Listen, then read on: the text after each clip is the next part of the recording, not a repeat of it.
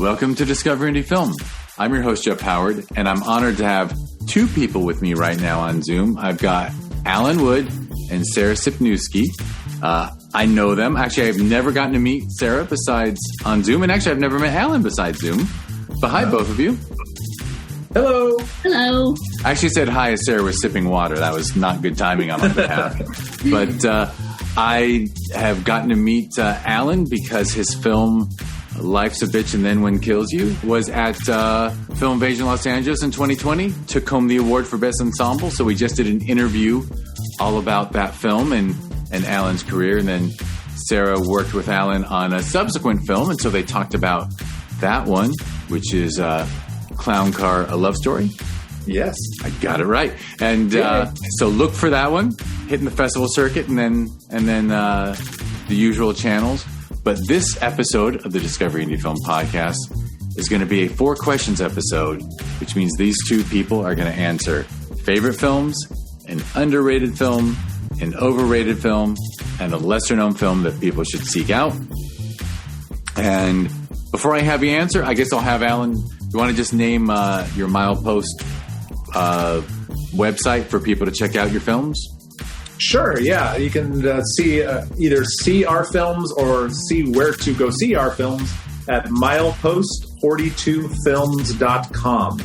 MILEPOST, the number 4, the number 2, and films.com. Excellent. All right, well, who would like to go first by naming favorite films? I know the list says limit 3, but then I always like to joke that the referee's whistle is broken. If you actually have to add a 4th or a 5th, not going to be in any trouble. So, who wants to name their favorite films? Sarah, you want to go first? Okay. Now, here's the thing.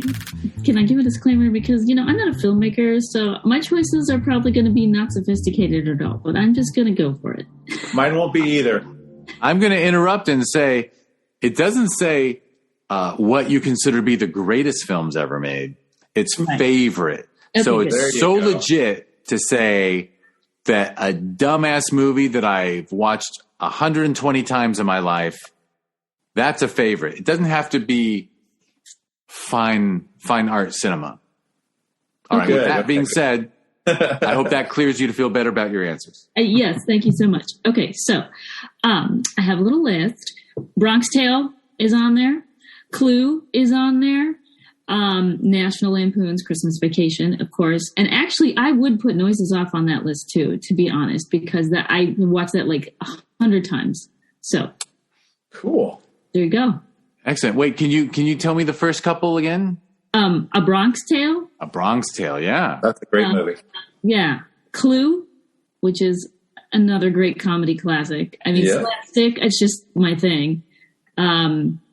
Yeah, and then what I say, National Lampoons, Christmas Vacation. I mean, Chevy Chase. I'm from Chicago. I can't help it, So that first one is so great.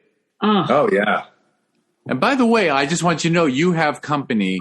There have been several filmmakers who've been on this podcast.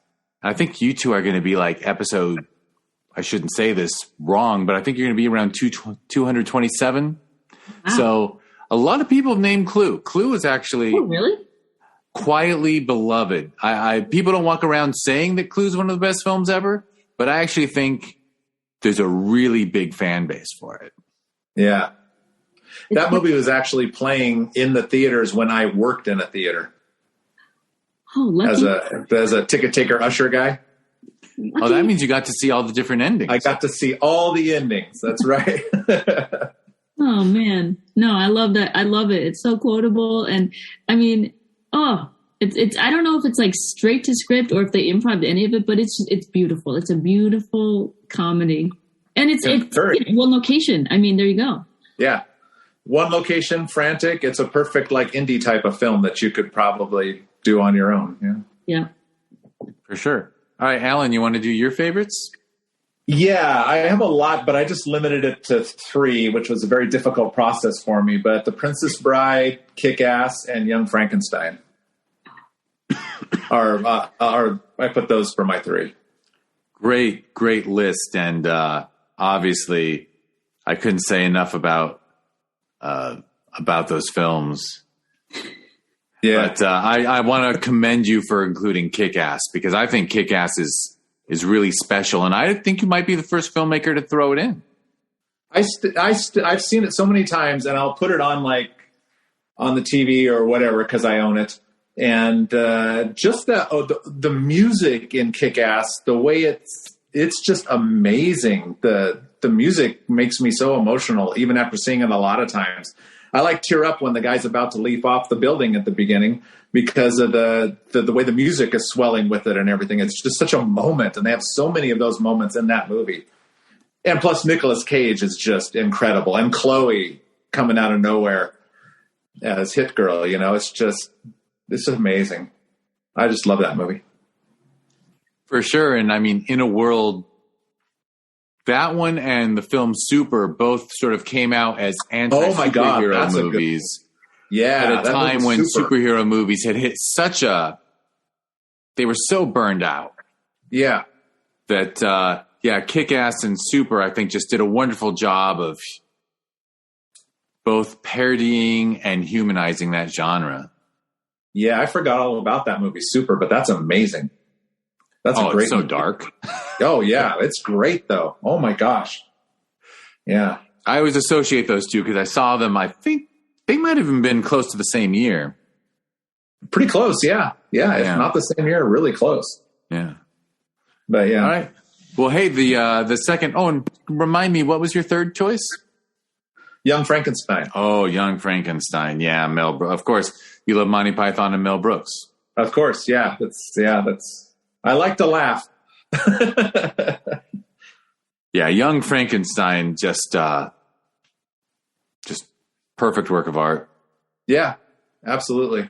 I still love the story. I saw Mel Brooks do some interview after Gene Wilder passed, and he said that Gene Wilder wrote the scene where they sing "Putting on the Ritz," and Mel didn't think it would be funny. And they fought and fought and fought, and Mel just said, "Fine, we'll shoot it, but it's not going to be good. It's not going to end up in the movie." And of course, it might be one of the most iconic things from a Mel Brooks movie ever.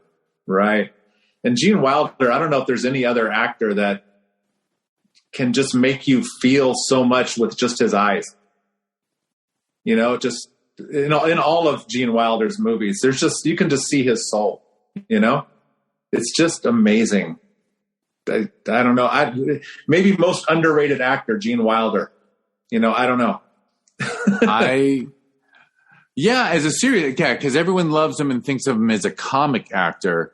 Yeah. But no, he was the whole shebang. Yeah, absolutely. Absolutely. All right. Well, your next one is an underrated film. Okay.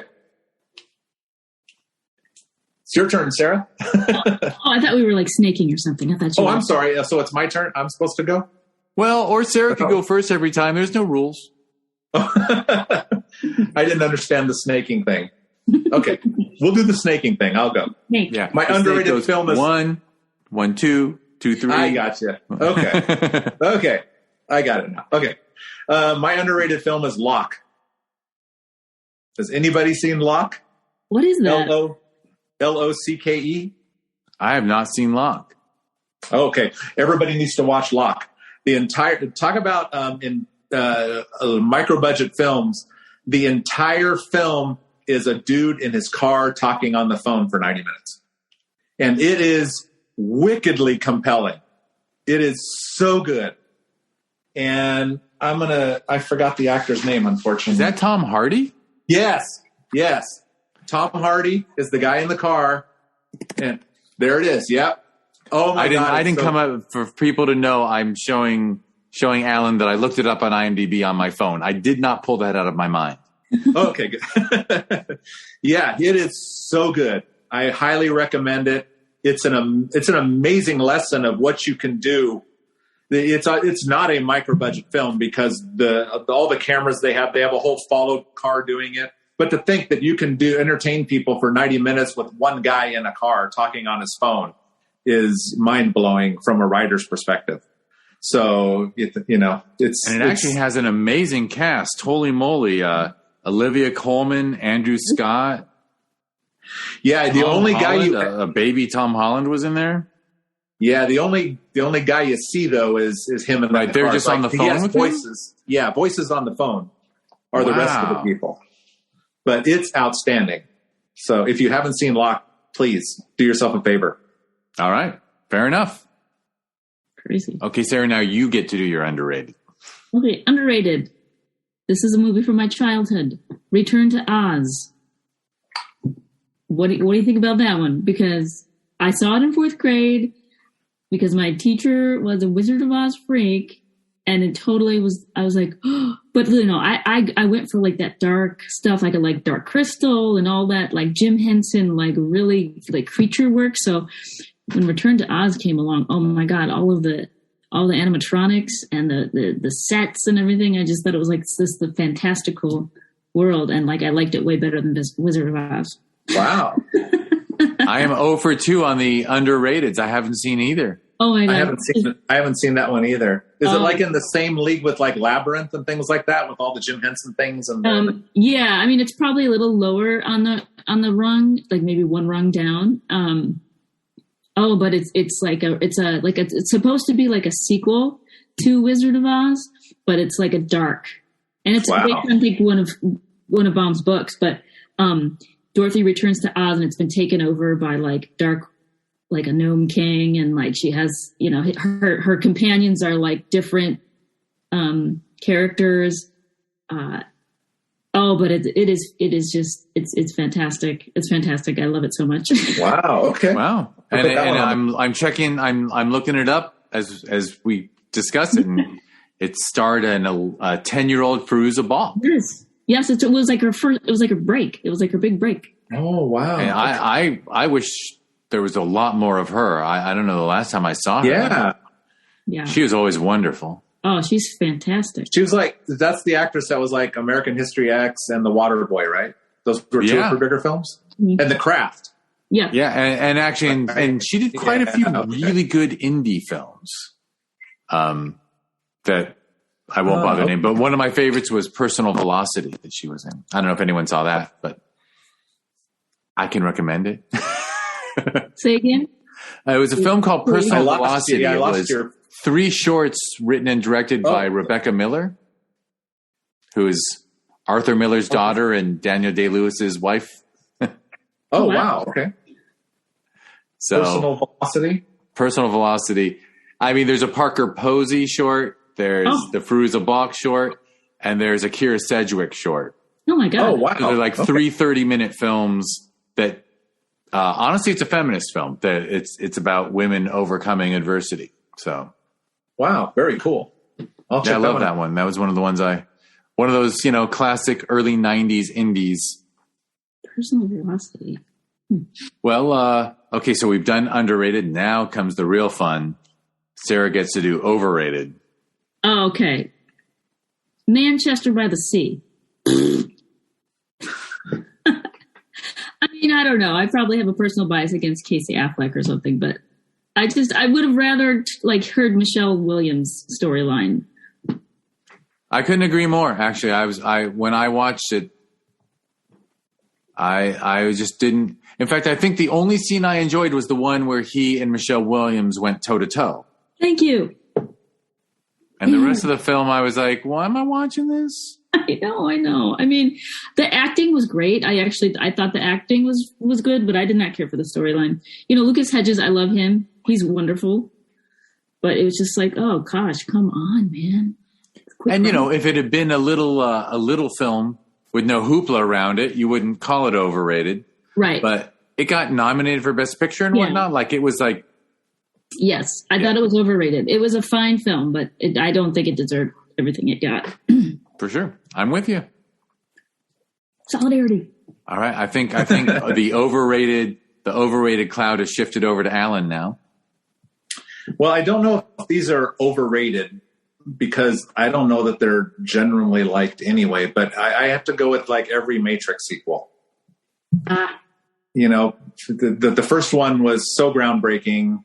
And like I mentioned in the other podcast, one of my cinema moments, and then 2 and 3 and I'm not even going to go see 4 because I just, it's heartbreaking after what was accomplished with the first one. I agree. I agree too.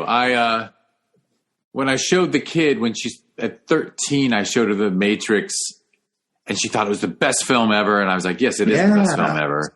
And I'm with you, by the way. By the way, we share those cinematic moments because saw Star Wars at 9, and then Pulp Fiction. Although for me, Reservoir Dogs blew me away when I saw it in the theater. And then The Matrix. Like, I walked out of The Matrix going, all right, that was true. Something's changed. I'm plugged in now. In fact, I'm gonna derail us for 5 seconds and say there's a documentary on Hulu called A Glitch in the Matrix. That's about simulation theory, that we live inside a simulation, and how the film The Matrix popularized it. And I just watched it last night. So anyway, I was going to say that I warned the kid. I said, but Matrix 2 and 3 are not worth watching. And she wanted to watch it. So I watch it with him. And when you know they're terrible, they're okay. Yeah. Well, there's a lot of good eye candy. If you just want to pop popcorn and watch visual effects and not worry about story or anything, Yeah, but the story in the first one is so perfect. It's just so upsetting. Yeah, it's like, I guess with the way the studios work now, and you're going to squeeze every dime out of everything you can. But sometimes there's just no reason to do a second one. The first one's perfect. Just leave it and move on to something new. And you haven't watched the fourth one? No. I watched you guys know about that guy on YouTube, that Screen Rant, I think it is, who does the pitch meetings? No. Have you ever seen those? Those are amazing. You should just go when you go to YouTube, just search for pitch meeting. And it's this guy does these Screen Rant things of like he's pitching the movie, and he kind of tells you everything that's wrong with it. And it's just, the guy's brilliant.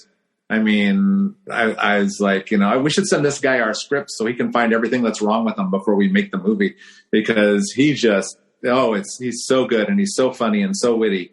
And so I would highly recommend checking out those. But I watched the pitch meeting for The Matrix 4, and I was like, okay, I don't need to see that after just watching his pitch meeting for it. I want to share a non-spoiler with you, which is that Lana Wachowski worked into... I've seen the first half hour of this fourth Matrix film and then stopped. I'll go back at some point. But Neo is now a computer programmer, maybe, who developed a game, and it was a trilogy of games. And now, like, they're in this board meeting, and they're like, well, Warner Brothers, who puts our games out, said they're either going to put out they're going to put out a fourth one with or without us. So we're going to do it just so that it's not done by somebody else. Like, that's in the first 10 minutes of the film. Hey, I'm only doing this because I didn't want someone else to do the fourth Matrix. And that's what they told me would happen. Like, talk about the worst reason to make a film. Yeah, exactly. And then put it in the film. Yeah. Yeah, that was quite a passive-aggressive move they made, but... I'm surprised Warner Brothers let it go out in the edit, Agreed. Yeah. Agreed. All right, well, I think that was Overrated. So now we're to a lesser-known film that people should seek out. Okay. And I'm going to give you one and then three that are like indie films that inspired me to make my kind of films. Okay. And those are all ones that people should seek out. There's a film called Butter. Say that again? Anybody seen Butter? Butter? No. Sounds familiar. I'm going to Google that.